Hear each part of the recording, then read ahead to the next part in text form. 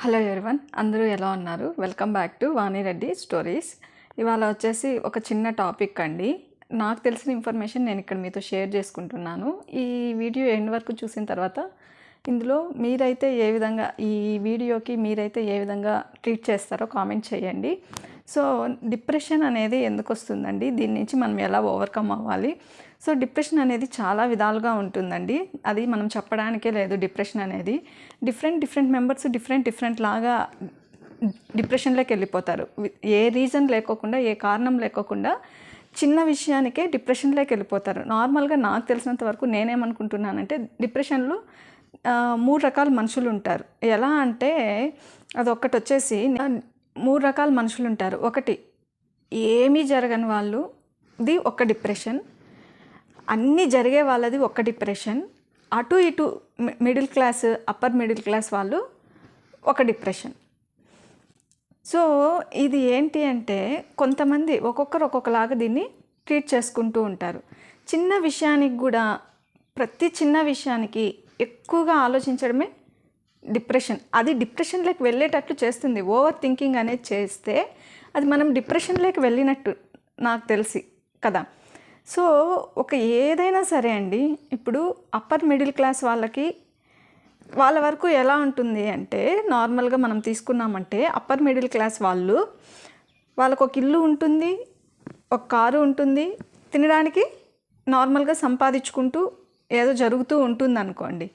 Middle class వాళ్ళు, not upper middle class వాళ్ళ కష్టార్జితానికి వాళ్ళు ఏదో కొనుక్కొని తింటారు. ఒక కారు ఉంటుంది, ఒక ఇల్లు సెట్ చేసుకొని తింటారు, పిల్లలకి ఎడ్యుకేషన్కి వాళ్ళు తినడానికి వస్తూ ఉంటుంది. అంతటితో ఆగిపోతారా? అది సరిపోతుంది అనుకుంటారా? ఇంకా కావాలనేది ఇక్కడ ఒక డిప్రెషన్ అనమాట.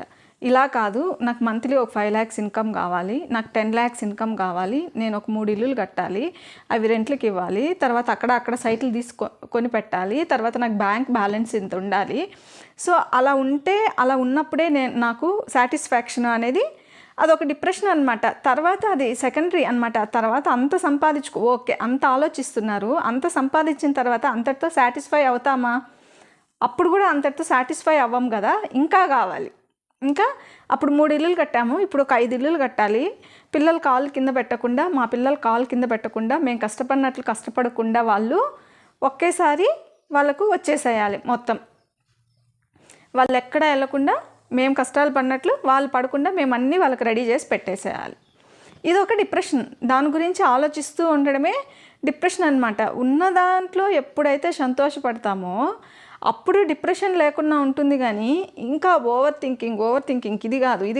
రాత్రిలో నిద్ర రాదు చాలామందికి. ఎందుకు రాదు అంటే, వాళ్ళు ఎప్పుడో జరిగే దాని గురించి ఆలోచిస్తూ కూర్చుంటారు. నాకు ఇంకొక 10 ఇల్లులు కావాలి, నేను దీనికోసం ఏం చేయాలి, నేను దీన్ని ఎలా ఇన్వెస్ట్ చేయాలి, ఇది తీసుకుపోయి ఇంకొక దేంట్లో పెట్టాలి, ఏది బెటర్గా ఉంటుంది. పడుకున్నప్పుడు కూడా వాళ్ళకి అవే మెలకువ వస్తాయి. ఆ టైంలో కూడా లేచి ఫోన్ తీసుకోవడము, లేదు ఇంకొకటి తీసుకొని కొంతమంది ఆ ఫోన్లో వెతుక్కుంటూ ఉంటారనమాట. ఏమన్నా దొరుకుతాయా, మనకి మంచి మార్గాలు ఏమన్నా ఉన్నాయా, ఎలా దీన్ని ఇది చేయాలి అనేది థింక్ చేస్తూ ఉంటారనమాట.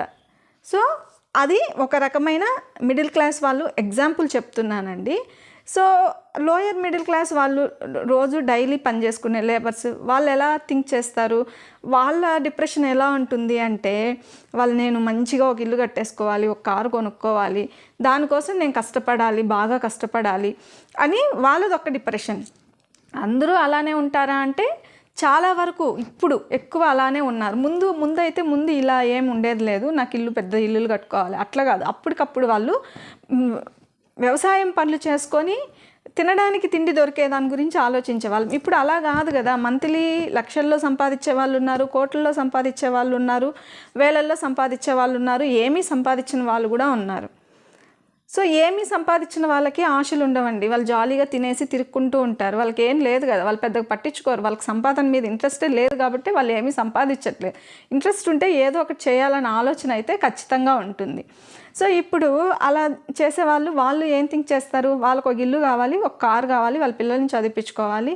సో లేదు, రేపు పొద్దున్నే అయ్యో మాకెట్లో ఏమో ఈరోజు గడిచిపోయింది, రేపటికి మేము ఎలా చేయాలి, ఏ విధంగా జరుగుతుంది, మేము మా పాపకి ఇంత స్కూల్ ఫీజు అంటే ఒకటి మనం ఇక్కడ ఆలోచించాల్సింది ఏమి అంటే మన పాపకి స్కూల్ ఫీజు కట్టగలిగే విధంగా ఉంటేనే కదా మనం జాయిన్ చేయాలి. అందులో కట్టలేనప్పుడు ఎందుకు జాయిన్ చేయాలి చెప్పండి? కట్టే విధంగా ఉంటే జాయిన్ చేసుకోవాలి, లేదంటే సైలెంట్గా ఉండాలి. దానికోసం మనము డిప్రెషన్ తెచ్చుకోవాలా? అంటే సైలెంట్గా ఉండాలి అంటే నేను అనేది మనకు తగిన స్కూల్లో జాయిన్ చేసుకోవాలి. మనకు ఎంతవరకు స్తోమత ఉందో, మనం ఎంతవరకు బేర్ చేయగలమో మనం అంతవరకే చూసుకోవాలి. కానీ అనవసరంగా ఎంతవరకు అంటే అంతవరకు వెళ్ళేసి కష్టాలు కొని తెచ్చుకోలేం కదా ఇక్కడ. సో అది ఒక రకమైన డిప్రెషన్. ఎందుకంటే వాళ్ళు ఇంకా ఇది కావాలి అది కావాలనేది. ఇప్పుడు అప్పర్ మిడిల్ క్లాస్ అనుకోండి, వాళ్ళు బాగా జరుగుతూ ఉంది ప్రస్తుతానికి.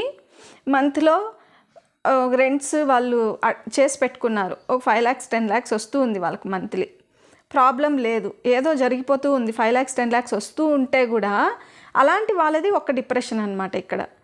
ఇలా చెప్పుకుంటూ పోతే డిప్రెషన్స్ అనేది చాలా రకాలు ఉన్నాయండి. ఒక్క రకం కాదు, ఒక్కొక్కరిది ఒక్కొక్క బాధ. ఎవరిది దేనికి ఎప్పుడు ఎలా బాధపడుతున్నారా అనేది మనం అసలు ఎక్స్ప్లెయిన్ చేయలేమన్నమాట. కానీ అది ప్రతి చిన్న విషయానికి ఎప్పుడైతే ఆలోచించి డిప్రెషన్కి వెళ్తామో దానివల్ల ఏమన్నా యూజ్ ఉంటుందా మనకి? మీరు ఆలోచించండి. ఇప్పుడు నేనే ఉన్నాను, నేను ఒక ఎగ్జాంపుల్ చెప్తున్నాను. నేను వీడియోస్ తీసి పెడుతున్నానండి, యూట్యూబ్లో పెడుతున్నాను. నా వీడియోస్ చూడట్లేదు అని, ఎవరు చూడట్లేదు, నా వీడియోస్ లైక్ చేయట్లేదు అనేసి నేను మానేయాలా? లేకపోతే నేను డిప్రెషన్లోకి వెళ్ళాలా? అయ్యో నా వీడియోస్ ఎవరు చూడట్లేదు, చూస్తారో చూడరో అనేసి నైట్ అంతా నేను వీటి గురించి ఆలోచిస్తూ థింక్ చేసుకుంటూ కూర్చోవాలా? ఏం జరుగుతుంది? నేను ఇలా కానీ చేస్తే, నా వీడియోస్ ఎవరు చేయట్లేదు అనేసి నేను బాధపడుకుంటూ కూర్చుంటే రిజల్ట్ వస్తుందా? నేను బాధపడినంత మాత్రం నాకు రిజల్ట్ వచ్చేస్తుందా? కదా. లేదు, నేను బాధపడినంత మాత్రాన అందరూ చూస్తారా నా వీడియోస్? కదా, కాదు కదా, చూడరు కదా. నేనంటూ ఎవరికో తెలీదు, ఎప్పుడు ఎలా సక్సెస్ వస్తుందో తెలీదు. కానీ మన కష్టమైతే మనం పడతాం, అంతే కదా. ఇక్కడ నేను ఎవరికి తెలియనప్పుడు, వాళ్ళు ఎలా రిసీవ్ చేసుకుంటారో తెలియనప్పుడు, డిఫరెంట్గా ఉన్నప్పుడు నాకు ఈరోజు సక్సెస్ వస్తుందా రాదా అనేది నాకు తెలీదు. ఎప్పుడో రావచ్చు, 2 yearsకి రావచ్చు, 3 yearsకి రావచ్చు, 5 yearsకి రావచ్చు, 10 yearsకి రావచ్చు. అలా ఎప్పుడో వచ్చేదాని గురించి నేను ఇవాళ అయ్యో నేను ఇన్ని వీడియోస్ చేసి పెట్టాను, నా ఛానల్ మోనిటైజేషన్ అవ్వలేదు, లేదు నాకు వ్యూస్ రావట్లేదు, అసలు ఎవరు చూడట్లేదు, నాకు వాచ్ అవర్స్ పెరగట్లేదు, ఇలా అయితే 1 yearకి ఇలా స్టాప్ అయిపోతుంది కదా, నేను చేసేది కరెక్టా, నేను మానేస్తే బాగుంటుందేమో అని అనుకోవాలా? లేదు, నాకు నచ్చింది, నాకు ఇష్టమైన పని నేను చేసుకుంటూ వెళ్ళాలా? కదా. చేసుకుంటూ ఏ పనైనా ఎవ్వరు అండి నార్మల్గా అయితే మనం అనుకున్నవి పుట్టినప్పుడు ఏం లేకుండా వస్తాం, వెళ్ళేటప్పుడు ఏం లేకుండా వెళ్తామని అందరూ చెప్తూ ఉంటారు కదా. ఇది నా డైలాగ్ కాదు. సో పుట్టినప్పుడు ఏం లేకుండా వస్తే మనం ఒక్కసారిగా పెద్ద అవ్వలేం కదా, పరిగెత్తలేం కదా.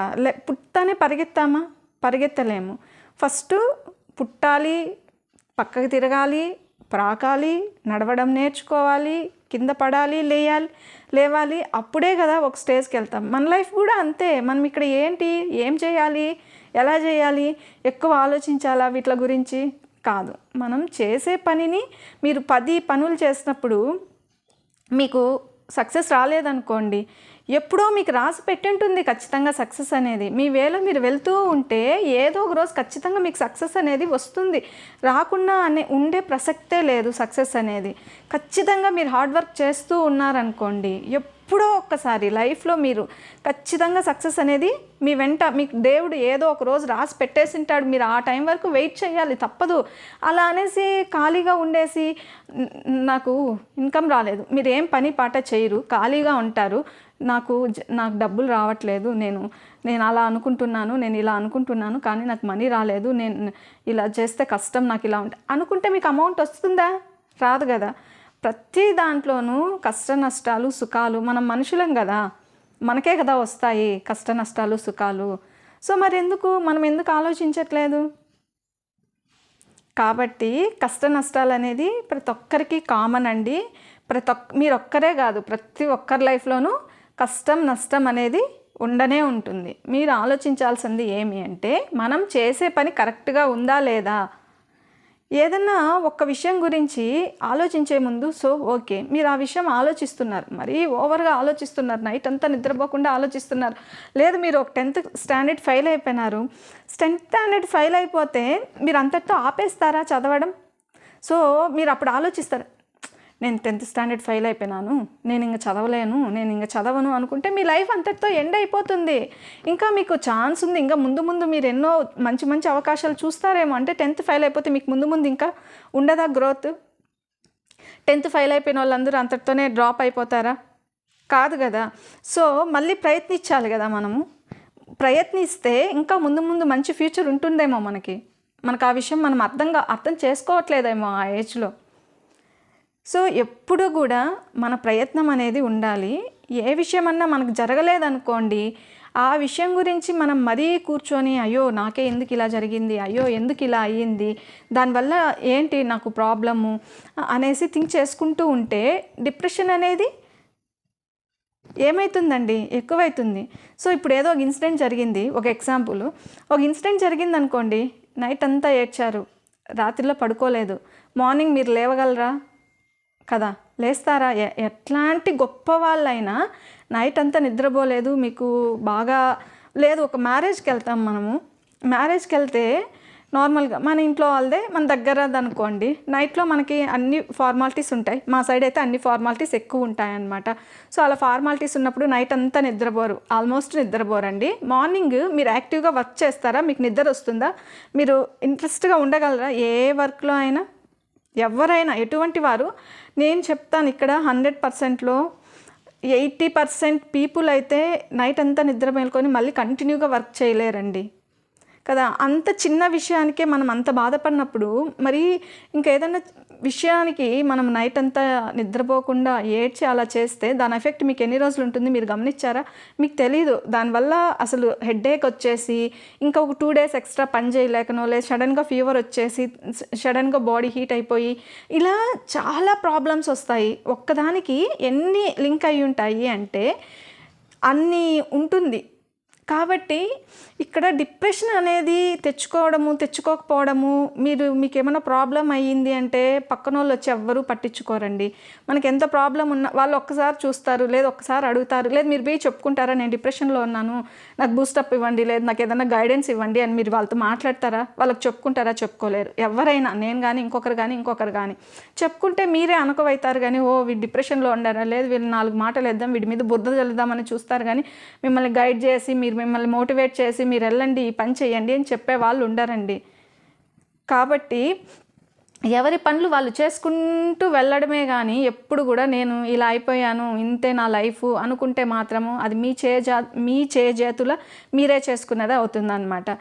అందుకే నేనేమంటానంటే డిప్రెషన్ అనేది మనకు మనం తెచ్చుకుంటా ఉండేదే డిప్రెషన్. కానీ ఎప్పుడు కూడా ఏ పని మీదైనా మీకు నిజంగా ఒకవేళ అది కష్టమైన వదిలేసేయండి, లేదనుకోండి ఒకటి చేయండి. మీకు ఏదైనా కష్టం అనిపించింది, ఏం జరుగుతుంది అని మీ లైఫ్లో అనిపించినప్పుడు అద్దం ముందరికి వెళ్ళి కూర్చొని మాట్లాడుకోండి. అసలు ఏంటి ఇవాళంతా ఏం చేశాను నేను, ఎందుకు ఇలా అయ్యింది, 4 ముక్కలు లేదు ఒక పేపర్ పెన్ తీసుకొని నేను ఇది చేశాను, ఇది చేయలేదు, ఇది కరెక్ట్, ఇది తప్పు, నేను చేసింది ఈ వేలో వెళ్ళాను, ఇది అందుకే ఇది ఇట్లా జరిగింది, నేను దీనికి ఫుల్ స్టాప్ పెట్టాలి, ఇక్కడ జరిగింది, నాకు ఈ ప్రాబ్లం ఇక్కడ వచ్చింది, ఇది ఫుల్ స్టాప్ పెట్టేసేసి నేను ఇంతటితో దీన్ని వదిలేసేసి దీనికి నెక్స్ట్ టైం వెళ్ళకుండా ఇంకొక దాని వేలో, ఈ వేలో కాకుండా ఇంకొక వేలో నేను వెళ్ళాలి అని మీరు ఒక నోట్ చేసుకున్నారనుకోండి, డిప్రెషన్ ఉండదు. ఎందుకంటే మీ మనసులో ఉన్న ఫీలింగ్ వెళ్ళిపోతుంది. ఎప్పుడైతే మీరు అక్కడే పెట్టుకొని దాని గురించి బాధపడుతూ ఉంటారో అప్పుడే డిప్రెషన్ అనేది మీకు చాలా ఎక్కువైపోతుందండి.